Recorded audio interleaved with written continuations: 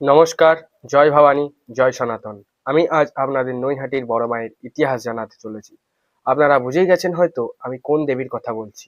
আপনারা হয়তো ইন্টারনেটে দেবী নৈহাটির বড় মাকে সকলেই একবার হলেও দর্শন করেছেন। আর বড় মায়ের প্রসিদ্ধ বাণী ধর্ম হোক যার যার বড় মা সবার অবশ্যই শুনেছেন।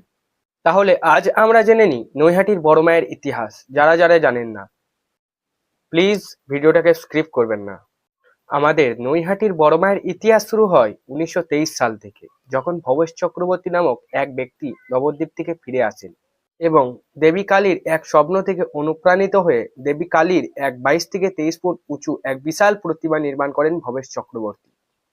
এই প্রতিমার বিশালতার কারণে স্থানীয় গ্রামবাসীরা দেবীকে বড়মা বলে ডাকতে শুরু করেন এবং সময়ের সাথে সাথে এটি একটি বিখ্যাত ও জাগ্রত কালী রূপে পরিচয় লাভ করে।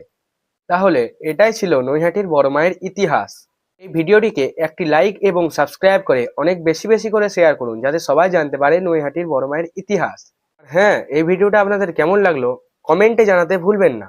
আশা করি এই ভিডিওটা আপনাদের ভালো লেগেছে। দেখা হচ্ছে পরের ভিডিওতে। Bye bye.